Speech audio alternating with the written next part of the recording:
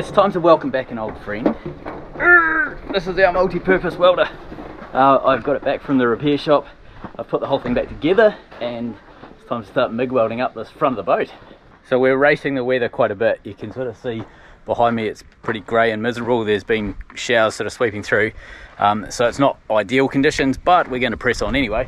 The job that I need to focus on, I've got to grind off this rubbish here. So that's a couple of hours of grinding because there's just so much sort of material just to remove. Do that with a 9-inch, it'll take it off faster than anything else. One of the other jobs I have to do, the last of this bulkhead up the very front here, the forward bulkhead, it's held by welds right in the corner. Normally I'd get in there with my plasma cutter and just nip those welds with the plasma, essentially cut the weld, and then the whole thing will fall out. However, I lent my plasma cutter out and the person destroyed the high frequency start. So that was a lesson on my part. But anyway, it's a Lotus plasma cutter. So it's an American brand plasma cutter and they're not very common in Australia. So getting parts for them is practically impossible. Nobody's heard of them over here. So one of our Patreons, George Thoma, he's helping us to... Dirt bikes ripping around.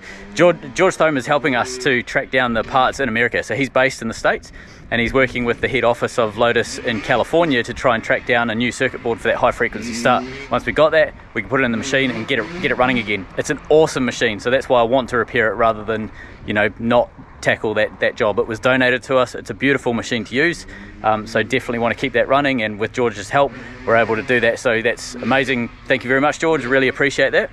Another thank you is somebody that's also getting us out of a pickle, Mark and Dawn. Probably about a year, maybe 18 months ago, these two people donated an absolutely amazing gas torch set, and up until now I've not had the need to use it on the boat because the plasma's been able to do most of what we need to do. However, I don't have a plasma and I absolutely need to get this out. So we've got some gas bottles and I'll show you the set that they donated. It's amazing. We're a Kiwi couple living in Australia who brought a 57-foot steel trawler after she sunk in a flood and was pulled from the sea. We're now bringing her back to life. We're on to the finishing jobs after working on her for the last 6 years to refit and get her ready for launch as soon as possible. Brupeg is rebuilt by us with volunteers funded by Patreons and viewers, and we spend every cent we have to make sure that she's ready. She's fueled by veggie oil, diesel, solar and wind power to do research, projects and expeditions to remote places like Antarctica and the Northwest Passage. She'll be crewed by supporters from around the world. Welcome aboard. Comes like the rays of the sun, she shines. This is it here. It's a beautiful set. Look at that. It's just gorgeous. It's got all the tips that we need. It's basic. This is cutting and heating, so we can do sort of brazing and so on up here, and then all the cutting gear down the bottom. We've got the pipes and regulators and things down below. So this has been sitting on Brupeg for a wee bit, and it's something that I'm absolutely stoked with. It's such a beautiful set. I'm really pleased actually that we can use it on the boat now. It's been something that I've not had bottles for a long time, and it's really cool. We get to use it now. So in total, I've done about 3.5 minutes of gas cutting in my life. So I need to do a bit of practice and get my head around how to actually do it. Let go rain, it's not your song to sing no more, goodbye blame. Timing's everything. Mark dropped in to say hello and ended up helping Dame remove the first bulkhead just yesterday. Thanks for everything, Mark and Dawn. Can you feel the wind? It's how it all begins and comes reason and purpose. You will find your way. In the meantime, let the sun bless you with its rays. It's hard to learn. It has to hurt. It has to hurt. I think we'll call that a win. We're knights of the round table, we dance whenever we're able. We do routines, chorus scenes, and footwork impeccable. We dine well here in Camelot, we eat ham and jam and spam a lot.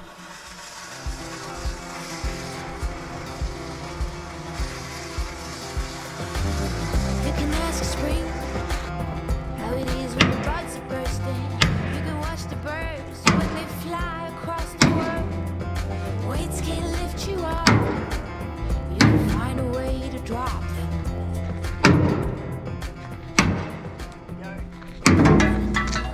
That was the last bit that was stuck. Right, time to start grinding and rebuilding.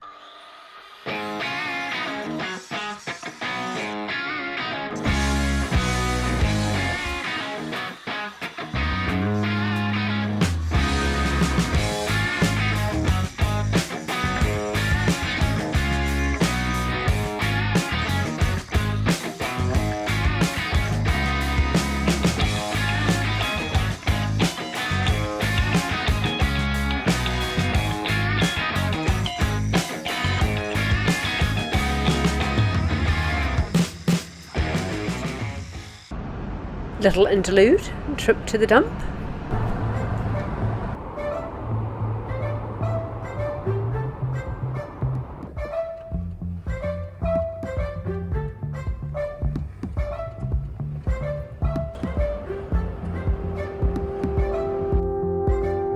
Don't you worry.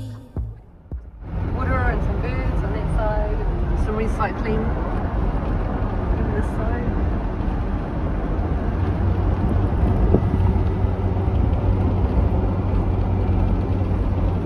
There's a kayak there. Really? Yeah, looks Oh, like yeah. a ocean kayak. Next to the boat or something. I'm looking on the map. All eyes on me. I said I'm getting through this. Wait for me, please. Wait for me, please. Don't ever have to leave. Don't ever have to stay. This is all we've been dreaming of. Don't ever have to leave. Very interested in this bird at the front, aren't you?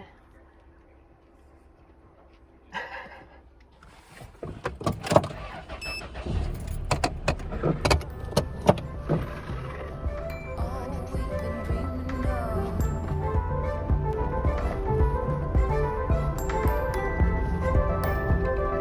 All we've been dreaming of.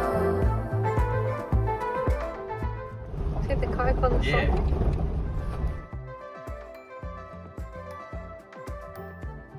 Hey, look at those pipes. Oh, Look. it's got a Just rudder. straight in front, straight in front. The pipes right in front. Just stop, stop. yeah. Look. Huh. Do you see what I'm seeing? Yeah. Holy shit, yeah. They look awesome. I'm just gonna have a quick look at the size. There's a tub too. What boat doesn't need a tub out on the back deck? If we put that in the anchor room, we'll have enough room for a hot tub. Camera, lucky. So Jess has just spotted, we need a piece of massive big plastic pipe, about 2 meters long. Hey, guess how big that is? There's a little stubby fat red kayak.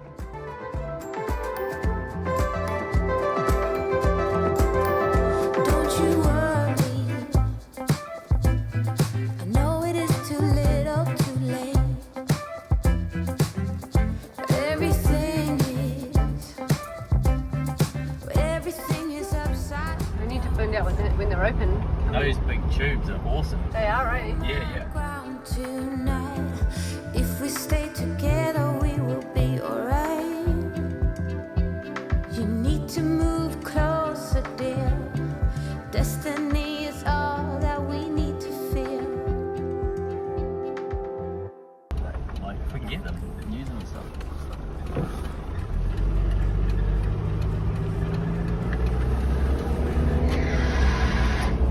Fix that when I get home. We just recently got the air conditioner regassed and belt sounds like it's slipping.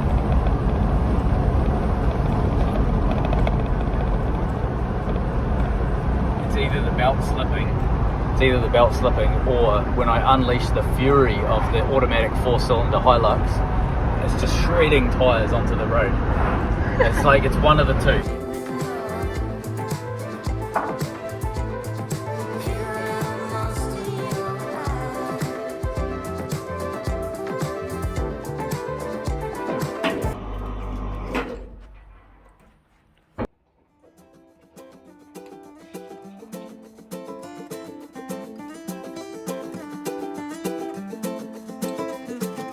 I love you.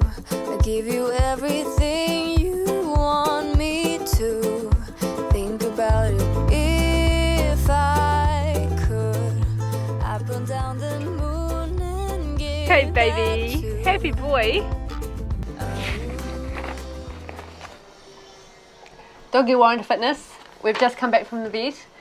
When we got the dog home, when we got Snoopdog home, we noticed that he was a bit unstable on his back legs, and the blue heelers are prone to a couple of health conditions. So he's in the right place to have people care about that. So we've been not exercising him a whole lot, just being cautious, and we were glad we got him to the vet today. There's something wrong with his left hip, and she's not sure whether it's a hip dysplasia, which is the genetic thing they're prone to, or maybe it's an accident or an injury that hasn't healed, a fracture or muscles or something like that. So that was good that we caught that. Also, he has an overbite, which we knew about. And it's the left canine, I think, is digging in because of the overbite. The canine is placed in the wrong place for his mouth, and it's digging into the roof of his mouth, so it has to come out. So he has to go into surgery, so little surgery, and they're going to do the x-rays on his back, his hips, his knees, and all of that stuff. But other than that, he was really, really good. So that's happening next Thursday. So our little baby is already going in. But so he's on pretty much bed rest. He's not allowed to jump up. He's not allowed to run around. A little walk is okay. And we've got some pain relief for them. He got so many doggy treats. So I think he's absolutely fine going back. On the day that we got Snoopdog, we took him to the pet shop to get a harness. We didn't want him on a collar. And he was 12.5 kgs weight. And the person in the shop said, that's quite light for a dog that size. And we didn't really know, so we thought, okay. But we've been feeding him, and we've been feeding him a mixture of dry food and a little bit of raw food and cooked meat, egg, like bits and pieces, bone. Just trying him out, just see what he likes, what his stomach likes and things like that. But he's ravenous. He was into food, so we got him a little bowl that slows down his eating. But we measured him yesterday. Was it yesterday? We measured him. He was 20.5 kgs. That's 2 weeks. Within 2 weeks, he put on 8 kgs or something. And then we thought, well, it's quite a big increase, and he was looking really good. So we just sort of slowed it down for a couple of days, and he dropped a kg. So he's woo, woo, woo, woo. So hello baby. So he's obviously needed the food, and we think nutrition. I've started him on some vitamins as well to start getting him some nutrition, and I'll start him on something for his joints as well, to start dealing with the fact that his hips for whatever reason aren't that great. So lots of health care for the munchkin. So we'll keep you updated, and of course we'll let you know how the surgery next week goes. For my special act today, while we've got this bulkhead out of this area, you can see this rust that's just sort of built up on this keel steel here, as well as right up in here. Let's see if I can get the light to work. There's rust up in these corners. I need to bash that out, and it's so much easier to do when I've got the clear space of having this bulkhead out. So I'm going to climb in now and have a real good go. What I need is like a tool holder, almost a gunsling, but more of a hammer drill. Crotch pocket. Can I even do this?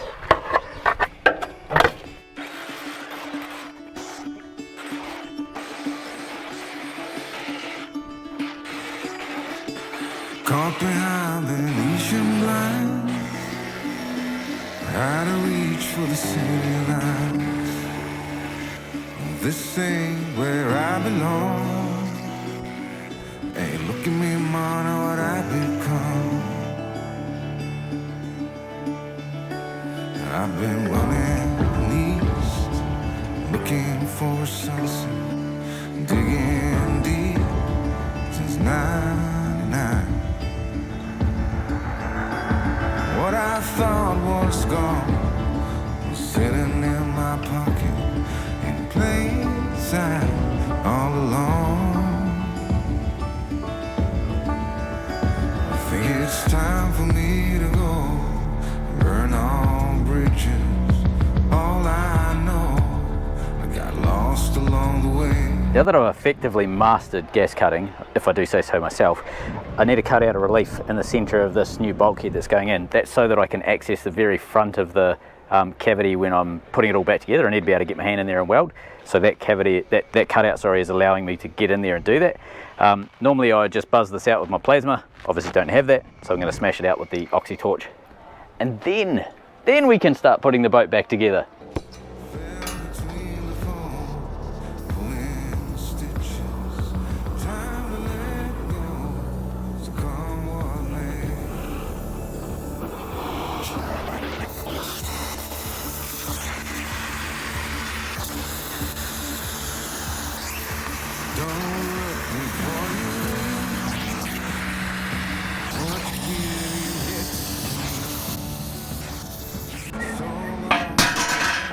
That is going to take less than a day to grind up, so I reckon we could call that absolutely nailed it.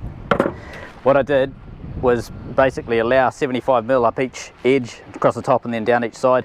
Yeah, the ribs that I'm putting in are 75mm ribs, so I thought it's just a nice easy sort of number to work with. I'll go through, grind this up, and then we'll get this in. There we go, nicely rounded off. That's going to be easy to get my hands through without sort of chopping myself up later on. Slight challenge, I've just set my MIG welder up, and when I put it on standard and I can press the wire and it'll feed it out, I try and pull the trigger on the gun itself, nothing. However, when I flick it to spool gun and hook the spool gun in, feeds normal. So there's something going on with the circuit for the gun itself. I thought maybe it was the trigger and the actual handle, so I pulled out a spare gun over the back there and tried it. Exactly the same problem, so pretty confident that it's inside. Either both of those are dead, which is unlikely that they both failed at the same time, or the problem is within the machine itself. So either way, I can't use those today, but I can use the spool gun. So I'm just going to nip into town and grab some mild steel wire for the spool gun and just get the blooming job done using that. So I'm heading into town to go and get some MIG wire for the spool gun so that we can get this job finished. I do have 3.2mm rods, so I could theoretically stick weld it, and I could, in theory, TIG weld it as well, but MIG is so much faster. I feel like I've said that before. So I have to pull the welder apart now to figure out where that is so that I can do 15 minutes worth of welding. And that's the beauty of MIG welding, is it's really fast when you get into it. And you do the 3 trips into town, and then you pull the welder apart and you fix the gas lines, and then you fix the new bottle that you've just bought, and then you replace the gun that started dying earlier in the day as well.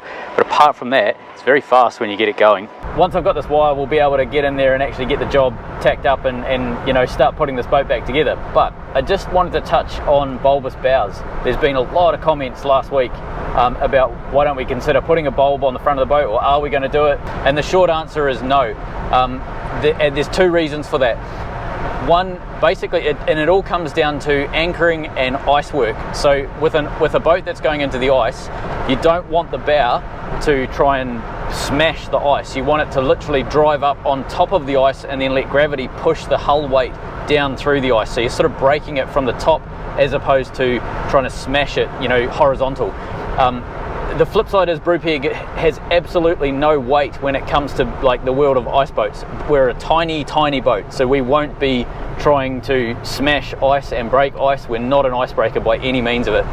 Brupeg fully loaded would be 70 ton on a good day, and an icebreaker, you know, you can get those things 5,000, 10,000 ton. Those things are huge, and they use their weight to basically break ice. That's how they do it. Brupeg just doesn't have anywhere near enough weight to be able to do it. So we're not attempting to break ice with Brupeg. We're going to be looking for ice leads and things like that, broken ice and so on, just like you would with any small boat, like any fiberglass boat that goes into the Arctic or down to Antarctica.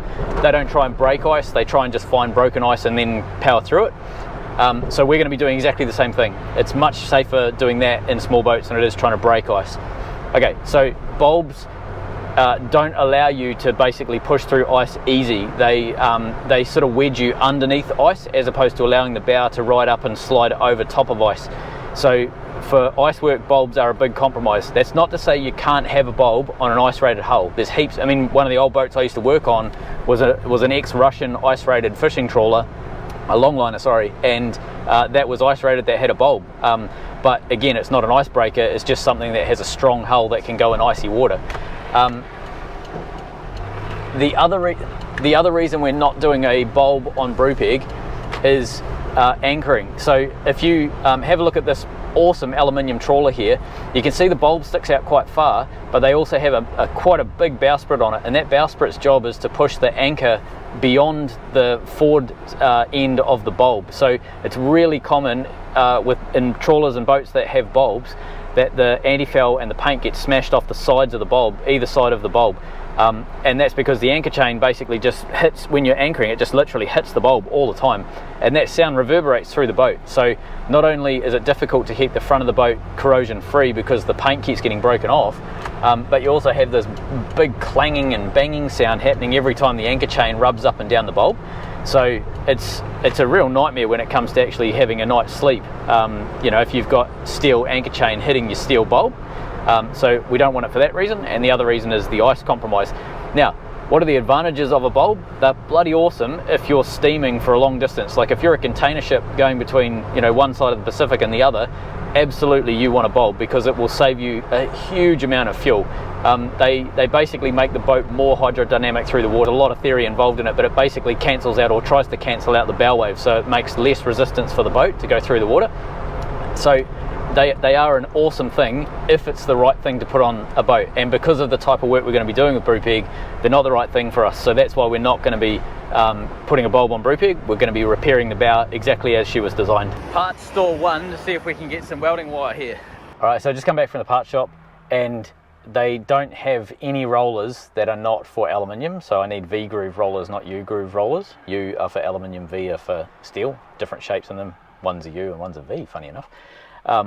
And they also don't have any 1mm or 1.2mm mild steel wire on the little 1 kg spools. So I can't just use the spool gun that I've got as is. I have to change the wire, the rollers to suit the wire, and no one in town, I've rung a couple of places, no one in town has those. However, the guy, I forget his name now, sorry, but the guy that was just in the shop that I was in, he said if I can press the button and get the wire feed to work on the welder, then the welder wire feed system is fine. If I can get the spool gun to work, then the trigger controller is fine. But as soon as I switch it back to the regular torch with the 4 meter lead, it's not working. So chances are it's the contact in the switch that's actually not working. So I didn't try that, and it's been apart 2 or 3 times, so there's every chance that one of the wires might have been knocked off. I don't know. Not sure how that works, because switches normally have 2 poles, and if one comes off, the whole switch stops working. So I don't know, maybe it's a 3-pole switch. Oh, it must be a 3-pole switch. It's a 3-pole switch. Think about this, Damien. So yes, okay, that's making more sense. I think that switch might be at fault. So I think we've all learned a lesson here. It's, if a piece of equipment or tool doesn't work the first time you try it, don't come up with some incredibly elaborate solution that involves, you know, multiple different types of equipment that wasn't necessarily designed for that, and drive into town and try and figure that solution out and come back. It's pretty much just walk away from it, come back, give it a wiggle, and turn the damn thing on again. I was about to take this thing back upstairs, rip it apart, pull the switch out and try and figure out what's going on. I thought I might just plug it in, see if it works. That is both infuriating and very joyful at the same time. The gas that we'll be using today is a lovely house blend. It's a lovely drop that I found whilst touring the countryside of Australia. Yeah, it's a bold blend of argon with CO2 from the CO2 region of Tasmania, and a nutty flavour. Oh, that must be the oxygen. Okay, it's been a while since I MIG welded, and it's been even longer since I MIG welded with solid wire and just gas rather than flux core and gas. So I'm going to have to remember how to do the MIG weldering.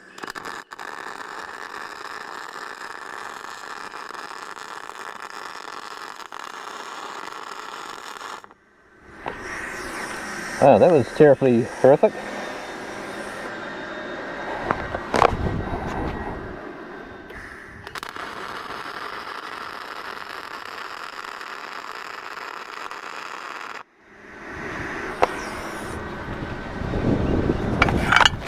Okay, so it is blowing about 20 knots, which isn't really helping.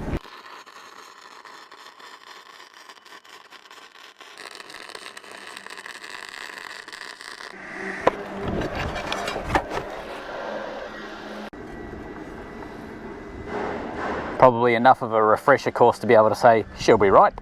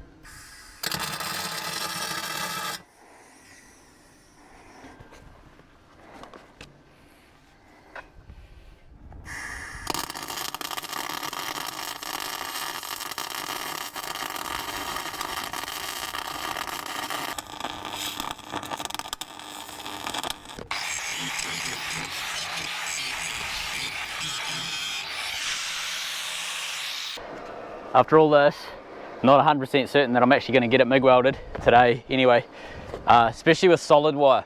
If I was using flux core, like dual shield flux core, wouldn't be a problem, but it's probably a bit too windy for solid wire, and I'm getting quite a bit of porosity, hence like just grinding out whatever weld I put in there. It's tacked in, but I really need to get it. It's going to start bucketing down with rain soon, so I really do need to get this welded in before the rain happens so that I can get a nice clean metal weld.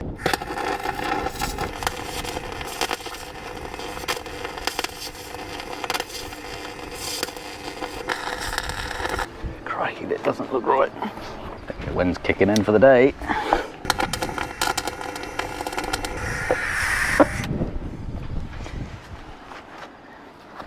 It looks awful. Why are you welding so bad?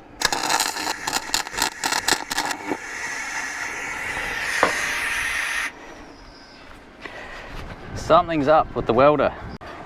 The welder's being very temperamental. I'm not sure why, but it's welding as if it's very hot, but the numbers on the screen are very low, so it doesn't make any sense. Horizontal welding, it seems to be okay because I can move quite fast, but vertical up, it's freaking out. I'm backing the heat right off on the machine, but it's still welding like it's really hot.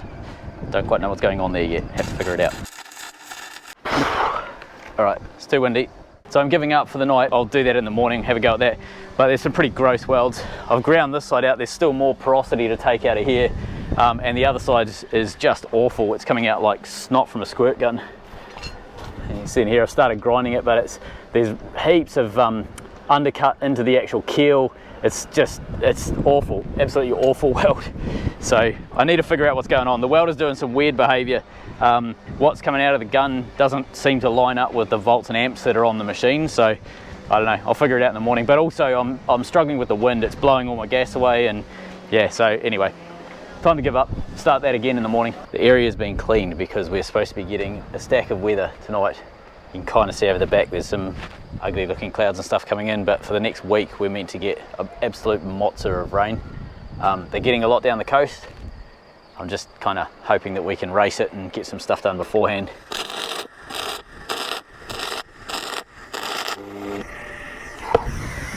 Gotta be fucking kidding. Come on. Jesus Christ. Something's definitely going on with the welder. I've got the voltage set at 13 and the wire speed at 14, which is just insane. Normally you're like 21 volts, 12 volt wire speed, and it's still doing spray transfer, so something's screwed up in the machine. There's no way that the dials are having any effect on that. So I've basically backed it way off, and it's hot as hell. So I can, and I've got the wire feed up to try and compensate, so I can do vertical down, but there's just no chance I can do vertical up. So I'm doing little bursts to nuke it in as far as I can. I'm just gonna, and it's also just chewing out tips, like it's going through tips like crazy. So it's not ideal, but we'll persevere.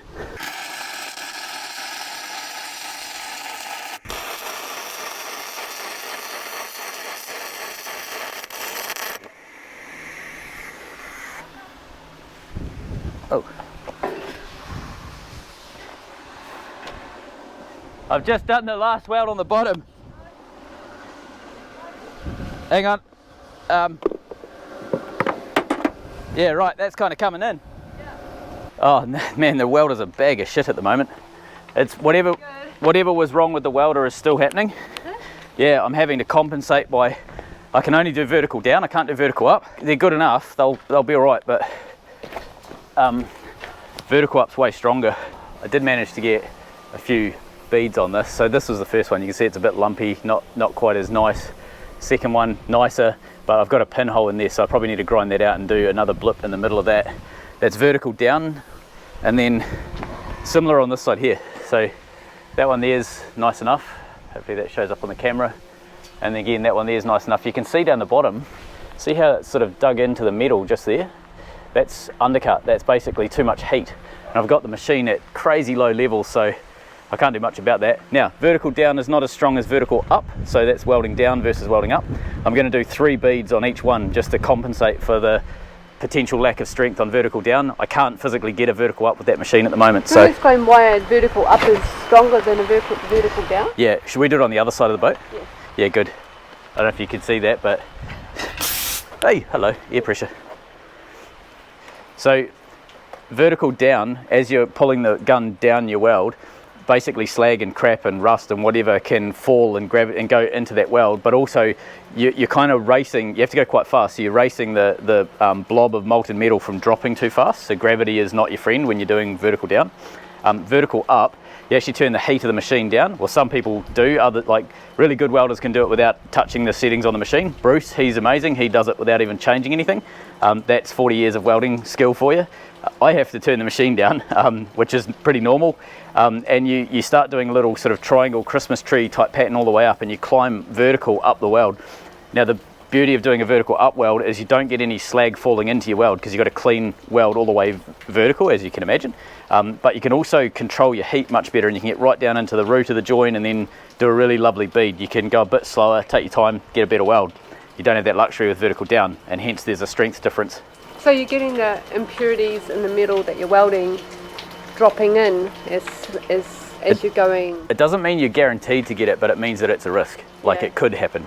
You know what we should do? We should do a comparison between this plate Yeah. and the new one. So the old one. Oh. Oh, there we go. Why don't we do that right now? Look, there you go. There's a single bead. Nice, lovely, beautiful little bead that they've done originally. You see there's a cap over the top, and then same deal here. Tiny little bead there, and that's enough to hold this plate in. 1 inch of good weld will hold roughly 1 ton. I've got, I don't know, what's that? 2.5, 3 inches of average weld. So let's say that'll hold a ton as well. So that theoretically is probably strong enough as it is, but I'm just going to nuke it because there's absolutely nothing to lose by putting more weld on this. Good that it's not getting rain on it. For now. But, yeah, it's coming sideways later. Yeah. Alright, should we head off and Yeah. go and get a doggy bed? Dog bed. People often associate sort of toughness and durability and good engineering and all of that with Brupeg, but also the projects we want to do and the places we want to go, you have to be a bit hardy. But the thing that people sometimes miss is the connection between that and comfort.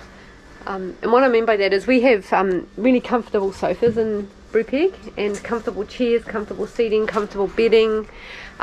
Everywhere there'll be comfort spots throughout the boat, and the reason is because we want efficiency and we want the outcome to happen. And what I mean by that is, you know, you can tough it out and you can go places in a really uncomfortable boat, even with people you don't like, and all of that. And you can get there, you can get back again. But what's the point in doing that? What we want to do is have the experience, but have a really good experience, and also last a good length of time without damaging ourselves or anyone else. So, or stuff preferably. So durable stuff is really good, but also the comfort that a boat like this makes possible.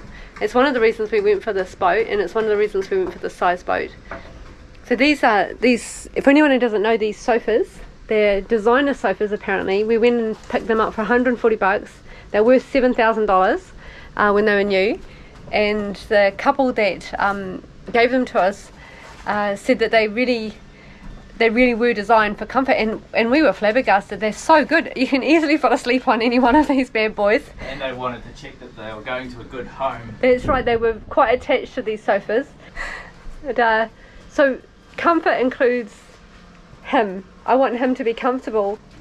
Hence, we've gone and got him a bed, and he's going to have comfortable beds all around the boat. He's going to have a little lookout platform at the back, because we want him to be comfortable and everyone else to be comfortable. It makes a huge difference. One other small thing, but I think it matters, is we want to be able to film, and we want to be able to capture amazing nature, amazing events, amazing moments, and amazing connections with people. And to do that, you kind of have to have rest, you have to have food, you have to be optimal. You can't be stressed out of your mind. You can't be hoping that your back can survive another week of hard work without resting it and treating it well.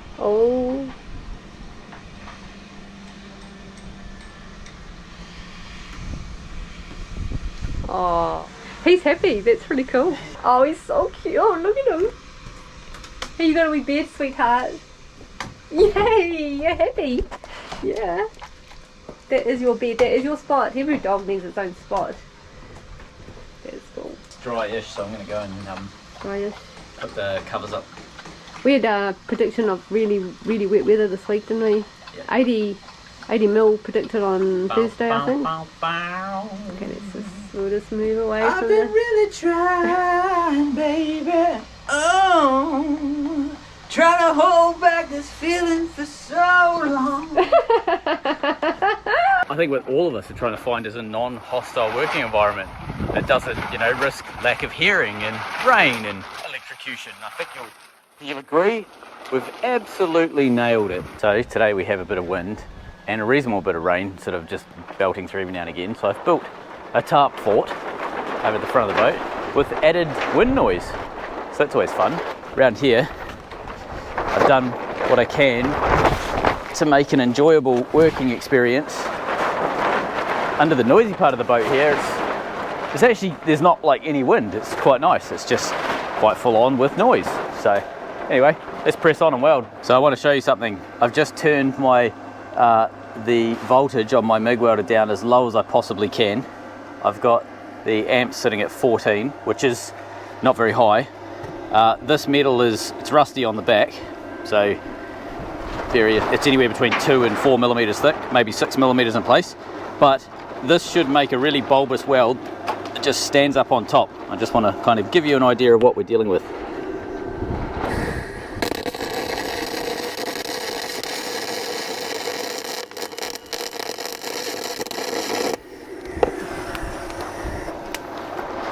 So at its lowest possible setting, this welder achieves that, which is way too hot for something that should be set for like 1 or 2 millimeters steel. If I was trying to weld 1 or 2 millimeter steel with this, I'd just absolutely nuke it straight away. Like same settings before, and I ran that weld and it blew holes in the metal twice. So it gives you an idea of just how unbelievably hot the welder's running at the minute. Get it on. Let's love, baby. Let's get it on. Sugar, there's nothing wrong. That's how the weld came up in the end. And then similar in there. It's very hard to see in this light, but each one is good enough for now. And again, we'll put multiple layers down on top of that so that we'll have a really strong bead. I can't be certain, but I'm thinking the Unimig's starting to get towards the end of its life. It's had the circuit board replaced. It's had gas pipes replaced now. It's 3 years old. It's not super old, but the flip side is that we do a lot of welding normally anyway, and that's our main welder. So it does MIG, aluminium, DC, lift, TIG, as well as steel MIG and stick welding. We never use it for a stick welder though. Enough chit chat. Let's get back into boat building, please. Ice strengthening. This is something that we've been looking at doing on Brupeg for years now. One of the ways to achieve it is the way we're using, which is adding extra ribs into the boat.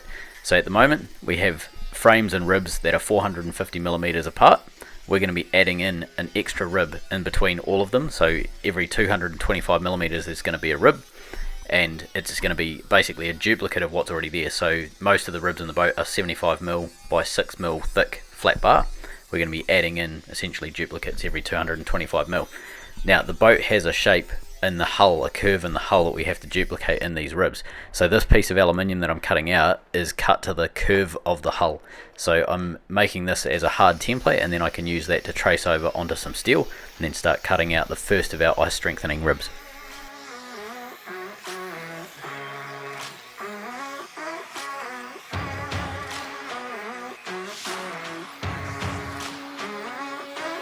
The storm is coming, but I'm prepared.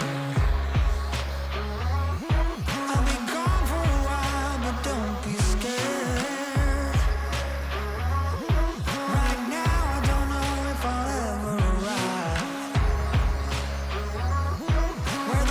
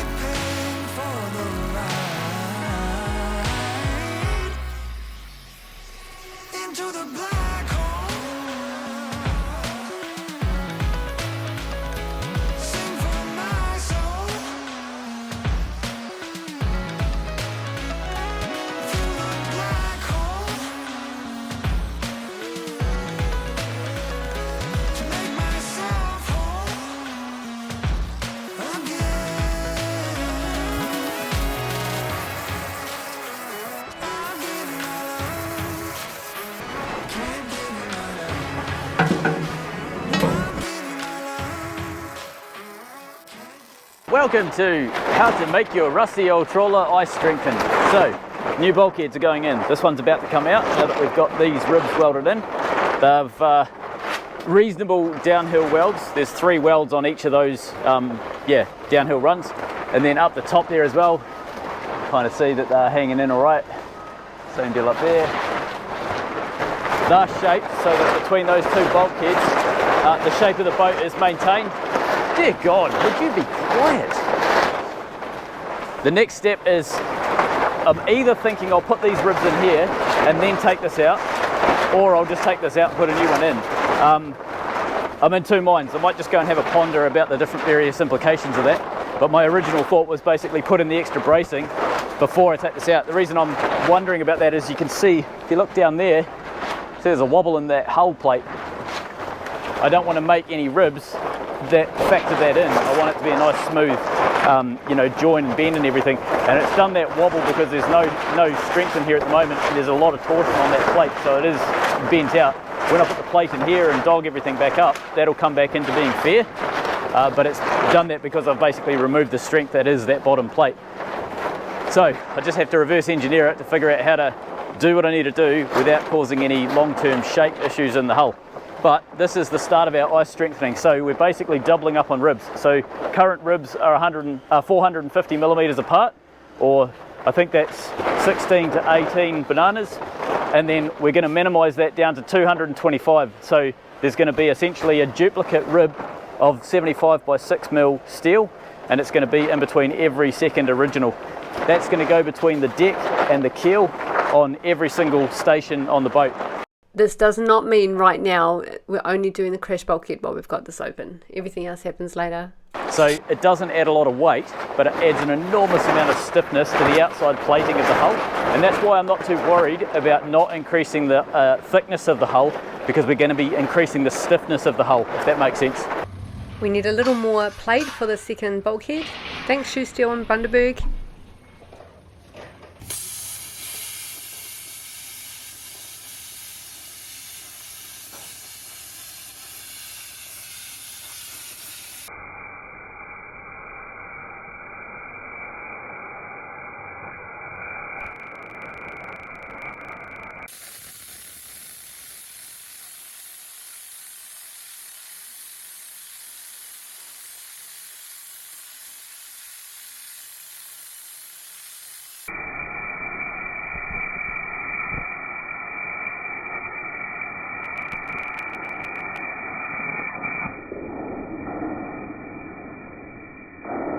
Okay, we've got some progress. I've just come back from a town run and we've got new steel. This is for the bulkhead, but we've also got some 25 by 6 mil steel straps. There's a reason I've got those. So one of the challenges that we had with this front was how do we weld the inside without destroying the anchor locker floor, the stainless anchor locker floor. That is definitely one way to get in there, literally pull the floor out and then weld down from the top. And specifically along sort of these edges where it's quite difficult to get to do a double continuous. Also welding up any of these new frames that we've put in, how do we get to it from the inside? I spoke to one of the commercial welders here in the yard and he gave me some really good advice about how they would tackle it and how the naval architects would redesign something so that we don't have to destroy the top half of the boat to get into the bottom. With our new frames, they're only 6 millimeters thick, so it's very difficult to cut a slot from the outside and weld onto them without risking missing it. Get your 25 by 6 flat bar and you can either put it on, straight on the edge like that if you've allowed for it and been able to cut 6 mil off, or what we're actually going to be doing is welding them on the side like that, because these frames haven't been taken account of for that 6 mil because we didn't know about it when we did them. What I'm hearing is less work. Woohoo!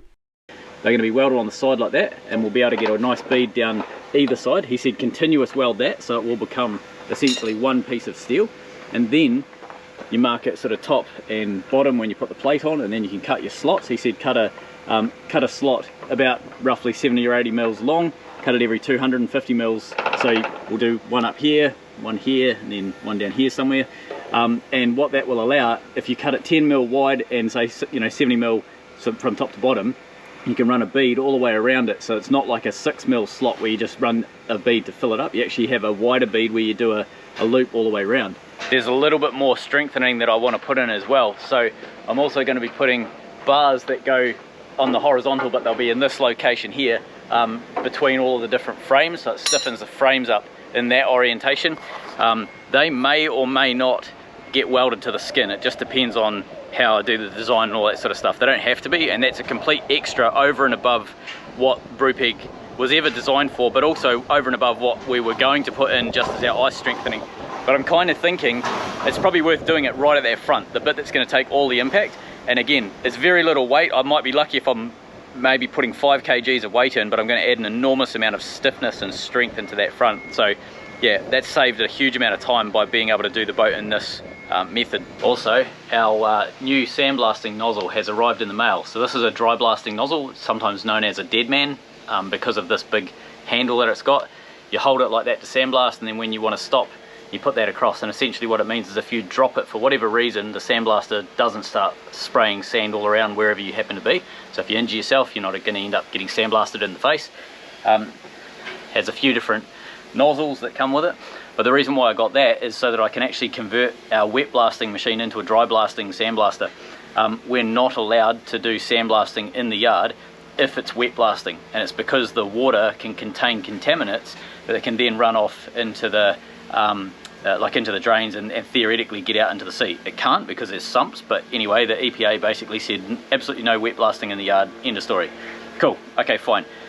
Dry blasting is not something that they like doing in the yard, but they do allow very small localized blasting, so we're not going to be blasting that whole tank. I'm going to be blasting out any very tiny little bits that I have to pad weld, so think of it like, you know, small spots like this that I'm blasting out to get clean so that I can then go and weld. Update on the welder is it's still doing the same problem it was when it went in to get a warranty claim. I spoke to the guy that replaced the circuit board, and he said it needs to come back so that they can check it. He was awesome about it, again, just like he was last time. He was awesome about it. He said, look, it's possible that it could have been a dud circuit board that it was replaced with, but that's complete speculation on both mine and his part. So we need to get that welder back. I don't have a MIG welder to back that one up, so I don't have a duplicate or a spare MIG welder, and I've rung all of the high places locally, and there is no MIG welder that I can get locally that will do it. I can get a 180 amp gasless MIG welder, which is a toy. I'm not going to attempt to do the front with that. So yeah, I'm not sure what I'll do yet. I mean, I could bloody TIG weld it if I really had to, but anyway, we'll see how we go. I could stick weld it, but then, you know, people will make fun of me, so I probably won't do that. Oh, and finally, our 6mm earth cable that we use for our stern light, through my little plea for help, one of our Patreons actually said I can track this down locally. I think he was in the UK, but anyway, he managed to track some down locally, and he has sent this over. So we've got 3 different colours, black, green and red, all of the right size, and tinned cable. So Roderick Day, you absolute champion, thank you so much for sending that through. Now I've just got to find the time to swap it, but we actually have the wire to make Brupeg the right conductor size and the right colour. So really awesome to have that done. Thank you so much.